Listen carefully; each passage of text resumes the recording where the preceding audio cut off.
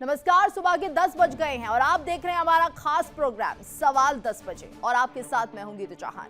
आज हम बात कर रहे हैं ईरानी स्लीपर सेल की, जिन्होंने इन दिनों अमेरिकी राष्ट्रपति डोनाल्ड ट्रंप की नींद उड़ा रखी है। अमेरिकी जांच एजेंसियों का दावा है कि ईरान ने यूएस को दहलाने के लिए स्लीपर सेल एक्टिव कर दिए हैं और इस खुलासे के बाद हुए दो बड़े हादसों ने अमेरिका के दावों को और मजबूती दे दी है। सवाल उठ रहा है कि क्या ये हादसे महज इत्तेफाक हैं या फिर ईरानी स्लीपर सेल की साजिश का नतीजा है। खास बात यह है कि दोनों हादसे ऐसे वक्त में हुए हैं जब ट्रंप प्रशासन ईरान के साथ सीज फायर को लेकर बातचीत में जुटा है। दूसरी ओर कोलंबिया में एयरफोर्स के प्लेन क्रैश ने ट्रंप के दिल को बुरी तरह से दहला दिया है और इसमें मरने वालों का आंकड़ा 66 तक पहुंच गया है। तो हालात इतने भयानक है कि रेस्क्यू टीमें अब भी मलबे में सैनिकों को तलाश कर रही हैं। ये भयानक मंजर देखकर ट्रंप का दिल जोर जोर से धड़क रहा है। अमेरिका में ईरान के स्लीपर सेल एक्टिव होने के बाद ट्रंप बीच का रास्ता तलाशने में जुटे हुए हैं, लेकिन मुस्तफा अयतुल्ला खामेनी के तेवर ट्रंप को चैन की सांस नहीं लेने दे रहे हैं। डोनाल्ड ट्रंप इतने बेचैन हैं कि उन्हें ईरान के खौफ से बचने का कोई रास्ता दिखाई नहीं दे रहा है। यानी अली खामेनी की मौत को अपनी जीत के रूप में देखने वाला अमेरिका अब उस वक्त को कोस रहा है जिस घड़ी में उसने ईरान को दहलाने की साजिश रची थी। ट्रंप के हमलों के बाद ईरान खुलकर मैदान में सामने आ गया है और इसी बीच स्लीपर सेल को एक्टिव कर ईरान ने ट्रंप को सबक सिखाने की तैयारी कर ली है। तो जंग की शुरुआत में जो डर ईरान को सता रहा था, अब वही डर अमेरिका के सताने लगा है। तो मुस्तफा खामेनी ने सुप्रीम लीडर का पद संभालने के बाद ट्रंप को सबक सिखाने का जो रास्ता अख्तियार किया वो बेहद ही चौंकाने वाला है और हैरान करने वाला है। तो देखिए, जिस तरह से ईरान ने अमेरिका को दहलाने की तैयारी की है वो ट्रंप को अब परेशान करती हुई दिखाई दे रही है और ऐसे में हम इसी पर आज हम चर्चा करने जा रहे हैं। हमारे साथ मेहमानों का खास पैनल भी जुड़ चुका है। हमारे साथ ग्रुप कैप्टन आशीष सहाय जी जुड़े हुए हैं, कमांडर डॉक्टर भूषण दीवान जी भी अब से कुछ देर के बाद हमारे साथ जुड़ेंगे और मल्लिका पांडे जी विदेश मामलों की जानकार है वो भी हमारे साथ रहेंगी। फिलहाल हमारे साथ ग्रुप कैप्टन आशीष जी जुड़े हुए हैं। आशीष जी, आपका बहुत बहुत स्वागत है इंडिया डेली पर। और सवाल आपसे ही है कि देखिए, जिस तरह से हम देख रहे हैं लगातार जो ईरान है वो अब ये कोशिश कर रहा है कि वो करो या मरो की स्थिति में आ चुका है, इसलिए उसे लग रहा है कि स्लीपर सेल एक्टिव कर दिए जाए और कहीं ना कहीं इसमें वो सफल भी हुआ है और ट्रंप में अब कहीं ना कहीं जो डर है वो बैठ गया है, वो बन रहा है। क्या आप मानेंगे ईरान की जो कोशिश थी वो सफल होती हुई दिखाई दे रही है? ईरान डेस्परेट है, इसमें तो कोई डाउट नहीं है। अगेंस्ट द वॉल है जैसा कि बोलते हैं, तो उनके पास खोने को कम है, पाने को ज्यादा है। क्योंकि पिछले 25-26 दिनों में जिस तरह की डिवास्टेशन उनकी हुई है वो कंटेम्पररी टाइम में किसी भी एक नेशन पे हुए मिलिट्री हमले का सबसे विकराल रूप है। अमेरिका में उनके स्लीपर सेल्स कितने एक्टिव हैं इसके बारे में अभी कुछ कह पाना थोड़ा सा जल्दी होगी। ये जिस हादसे की आप बात कर रही हैं इसकी भी इन्वेस्टिगेशन हो रही है और एक्सीडेंट भी हो सकता है। लेकिन ये बात सही है कि अमेरिका में ईरान के अच्छे खासे सिंपैथाइजर्स हैं। स्लीपर सेल्स ना हो, सिंपैथाइजर्स काफी हैं।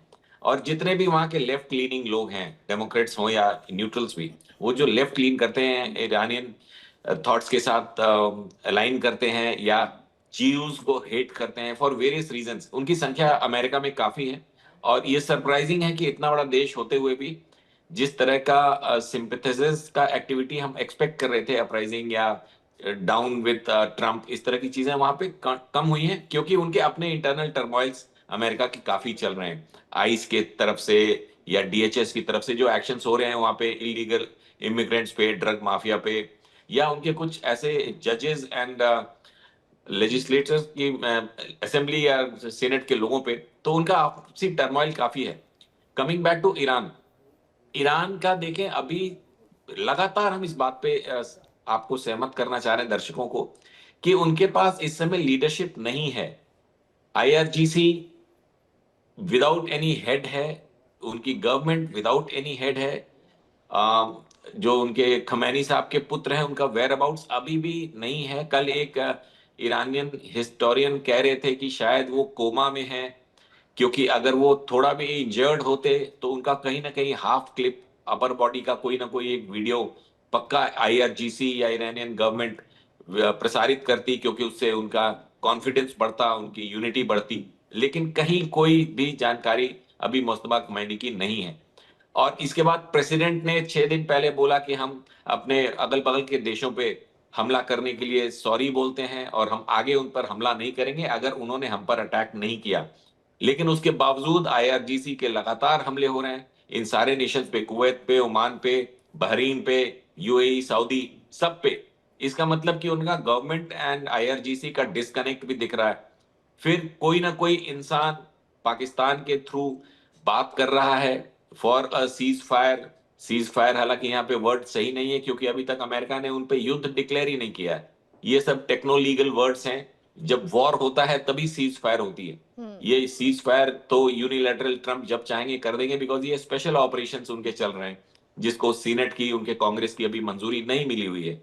इस दरमियान लेबनान में एक मेजर कैंपेन चला रहा है इसराइल, और उनके लिए ये अच्छा होगा कि ये जितना इनका विड्रॉवल, इस लड़ाई का विड्रॉवल जितना देर से हो वो इसराइल के लिए उतना बेनिफिशियल है, क्योंकि वो इस मौके को यूज कर रहे हैं हिजबुल्लाह का नेस्तनाबूद कर देने के लिए। उनको जितना साउथ लेबनान में वो घुसे हुए हैं, 6-7 मील अंदर तक चले गए हैं। बेरूत पे उन्होंने काफी हमले किए हिजबुल्लाह के जितने भी इंफ्रास्ट्रक्चर थे।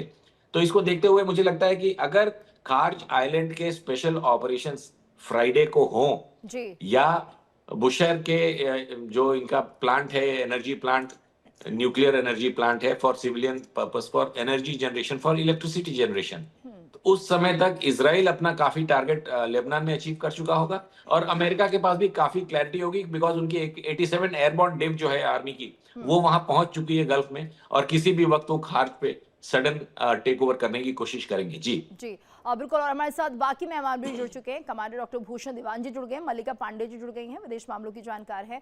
आप दोनों का बहुत बहुत स्वागत है। कमांडर दीवान, आपसे सर मैं समझना चाहूंगी, फिलहाल जिस तरह से स्लीपर सेल एक्टिव होने की बात कही जा रही है, क्या वाकई ये संभव है कि स्लीपर सेल के माध्यम से ईरान अमेरिका में किसी तरह से तबाही, परेशानी या फिर एक तरह से डर का माहौल बना सकता है?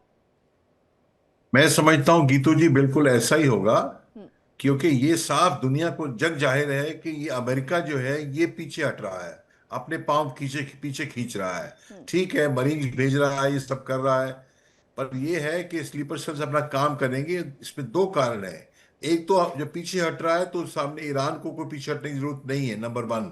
नंबर 2 कारण ये है कि जो ईरान का अनुभव रहा है अभी तक, वो ट्रम्प और अमेरिका इसराइल कहते कुछ है करते कुछ है। कुछ कह नहीं सकते। हम तो हर 3 घंटे में 4 घंटे में स्टेटमेंट आ जाती ट्रम्प की, हमने अचीव कर लिया एम, हम तो अभी बड़ी अच्छी वार्तालाप चल रही है। तो इसी के चलते कुछ और ही गड़बड़ी कर दें ईरान के ऊपर, तो इसलिए ईरान तो थमने वाला नहीं है। दूसरा कारण है, तो ये स्लीपर सेल का जो काम होने वाला है ये बखूबी करेंगे ईरान। ये अपनी पावर दिखाएंगे ताकि अमेरिका को जाते जाते भी, अगर जाते हैं, अगर युद्ध खत्म होता है तो अच्छा उसको सबक मिले। गीतू जी बिल्कुल। और ऐसे में मल्लिका जी, अब फिलहाल क्या कुछ स्थिति बनती हुई दिखाई दे रही? कूटनीतिक तौर पर अगर हम समझे तो यहाँ पर मध्यस्थता की बात होनी थी ईरान और अमेरिका के बीच में, लेकिन ऐसा नहीं हो रहा है। ये जो हिडन वॉर है, जिसे कि साफ तौर पर तो जंग नहीं कहा जा रहा है, लेकिन कहीं ना कहीं ये बढ़ती हुई दिखाई दे रही है और ये पूरे विश्व के लिए खतरा है। बिल्कुल गीतू जी, जैसे हमने परसों देखा कि ट्रम्प ने एक ट्रूथ सोशल में पूरा लिखा कि सीज फायर होगी 5 दिन तक। देखिए, हमें ये नहीं भूलना चाहिए, उन्होंने इसको as a smoke screen use किया कहीं ना कहीं, क्योंकि ट्रम्प जो है वो, जैसे मैं बार बार बोलते हुए आई हूँ, वो एक हेड ऑफ स्टेट नहीं बल्कि एक बिजनेसमैन भी हैं। उन्होंने 5 दिन का टाइम इसलिए दिया क्योंकि कहीं ना कहीं उन पर एक इकोनॉमिक प्रेशर था। जितनी ऑयल कंपनीज हैं, शेवरॉन है, एक्सॉन मोबाइल है, उनके सीईओज बार बार वॉशिंगटन जा रहे थे, ट्रम्प से मुलाकात कर रहे थे, उनके भी बयान आ रहे थे, क्योंकि एनर्जी क्राइसिस बिल्कुल डोर स्टेप में था। ऑयल के प्राइसेस बहुत ज्यादा हाइक कर गए थे और ईरान बार बार चेतावनी दे रहा था कि हम $200 पर बैरल तक इस प्राइस को हाइक करेंगे, और 150 तक ऑलमोस्ट हो ही गया था। जैसे ही ट्रम्प देख रहे थे कि एनर्जी स्पाइक हो रहा है, उनपे कहीं ना कहीं बिजनेसमैन का प्रेशर भी आया, और वैसे ही उनके स्टेटमेंट आते ही आप देखिए कि ऑयल के जो प्राइसेस हैं वो लो हो गए। उन्होंने जो 5 ये दिन दिए हैं, आप देखिए एनर्जी जो मार्केट है मंडे को स्टार्ट होगा और 5 दिन बाद फ्राइडे को क्लोज हो जाएगा। तो कहीं ना कहीं उन्होंने ये टाइम बाय आउट कर लिया है, एक स्मोक स्क्रीन यूज की कि अच्छा हम ये कर रहे हैं ताकि वो काम डाउन कर सके मार्केट्स को। वेराज हम देख रहे हैं कि कंटिन्यूसली उसके जस्ट कुछ ही घंटों बाद अमेरिका अपने ट्विटर हैंडल में रिलीज करता है, जो यूएस नेवी है, एक यूएसएस जिराल्ड की पूरी एक उन्होंने वीडियो रिलीज की, जिसमें उनके फाइटर जेट्स टेक ऑफ कर रहे हैं। उसके बाद उन्होंने स्ट्राइक्स की वीडियो ली अपने, जी। उसके बाद वहां से स्ट्राइक्स की वीडियो इनफैक्ट इसराइल ने भी रिलीज की, जहां उन्होंने गैस पाइपलाइन और एनर्जी इंफ्रास्ट्रक्चर्स को भी अटैक किया ईरान के। फिर ईरान ने भी वीडियोस ली। तो कहीं ना कहीं हम देख रहे हैं कि वो एक सीज फायर सिर्फ नाम मात्र का था, एक सिर्फ स्मोक स्क्रीन थी जो यूज की गई मार्केट को काम डाउन करने के लिए। अदरवाइज युद्ध में बिल्कुल भी विराम नहीं आया है। जी गीतू जी। बिल्कुल। और ऐसे में हमारे साथ ग्रुप कैप्टन यूके देवनाथ जी भी जुड़ गए हैं। देवनाथ सर, आपका बहुत बहुत स्वागत है इंडिया डेली पर। आपके भी सुझाव बहुत ज्यादा जरूरी हैं। तो ऐसे में क्या माना जाए, फिलहाल जिस तरह के हालात बने हुए हैं, यानी कि हॉर्मुज स्ट्रेट को लेकर थोड़ी सी अशांति भी हो रही है, वहीं स्लीपर सेल जो है ईरान की तरफ से एक्टिव कर दिए गए यूएस में, तो इसको लेकर क्या कहेंगे कि अभी फिलहाल किस तरह के हालात बनते हुए दिखाई दे रहे हैं? क्या ये सो कॉल्ड जंग खत्म होती हुई दिखाई देगी या नहीं? कोई मध्यस्थता होगी या नहीं हो पाएगी?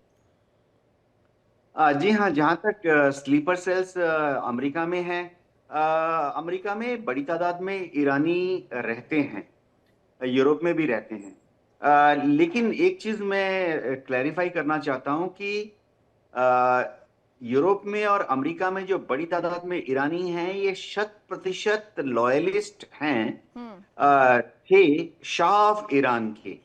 यानी ये लोग वो हैं जो कि 1979 में जब रिवोल्यूशन हुआ उसके बाद जी। ईरान छोड़कर भागना पड़ा, क्योंकि शाह ऑफ ईरान के सपोर्टर्स थे। हम्म। ज्यादातर ईरान के अमीर लोग, प्रोफेशनल लोग, intelligentsia, professors, chartered accountant, lawyers. जी। तो अमेरिका की होमलैंड सिक्योरिटी जो है अभी तक एस्टेब्लिश करने की कोशिश कर रही है कि वाकई हुआ क्या।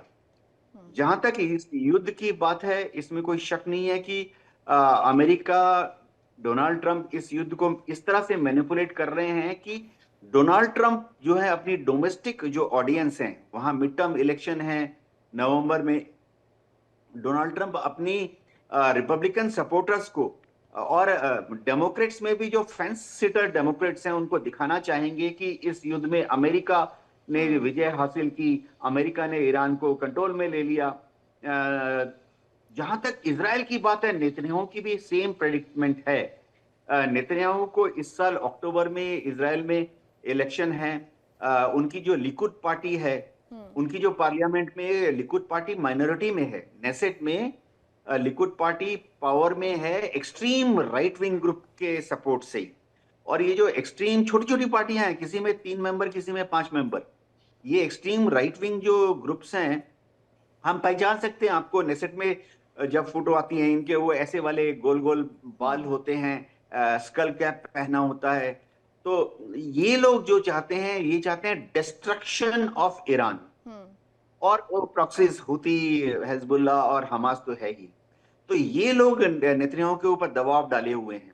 नेतन्याहू को अगर इलेक्शन जीतना है और यह प्रूव करना है कि ना सिर्फ वो इजराइल के महान मिलिट्री और पॉलिटिकल लीडर थे, तो उनको अपने जो सपोर्ट बेस है, वोटर्स हैं, उनको कन्विंस कराना पड़ेगा कि ईरान को एक ऐसी चोट पहुंचाई गई है नेतन्याहू के द्वारा जो कि इसके पहले किसी भी ईरान के इजराइल के लीडर ने नहीं किया। तो ये बहुत बड़ी चुनावी समस्या है नेतन्याहू के सामने। जी बिल्कुल। और ऐसे में यहाँ पर ये समझना भी होगा कि देखना भी होगा किस तरीके से जो ईरान है वो अमेरिका के अंदर जो स्थिति है उसे एक तरह से परेशान करने वाला बना सकता है। आशीष जी, क्या ये संभव है सर कि जिस तरह से हम देख रहे हैं धमाके हो रहे हैं ऑयल रिफाइनरी में और ब्लास्ट हम देख रहे हैं लगातार, कोलंबिया में हमने देखा, तो क्या कुछ साजिश यहाँ पर स्लीपर सेल कर सकते हैं और किस तरह से यूएस में अस्थिरता कर सकते हैं? और क्या वाकई ये संभव हो पाएगा? वहाँ का जो डिफेंस सिस्टम है वो किस तरह से सब चीजों पर लगाम लगाएगा, कंट्रोल करेगा? ये तो अमेरिका में इस समय पिछले 2-3 दशकों में सबसे ज्यादा इंटरनल अनरेस्ट है। और इसका कारण यह है कि पहली बार उनको एक ऐसी लीडरशिप मिली है जिसने अगर आपको डिटेल्स में पता हो आपके दर्शकों को, तो स्विंग स्टेट्स में 7 के 7 ट्रंप को मिले थे। वो इतना, वहां का एक तबका इतना परेशान हो चुका था लेफ्ट लीनिंग फिलॉसफी से और उनके बढ़ते हुए इन्फ्लुएंस ऑल ओवर यूएसए कि वो उन्होंने सेलेक्ट किया ट्रंप को after a break of 4 years। और Trump came back with a vengeance. तो उनको ये भी पता है कि वहां का प्रेसिडेंट 2 ही बार बन सकते हैं। देखिए इंडिया डेली 24/7 अब आपकी स्मार्ट टीवी पर। इंडिया डेली मौजूद है सभी डिजिटल प्लेटफॉर्म पर लाइव और लगातार। इंडिया डेली 24/7 हर दिन राष्ट्र को समर्पित।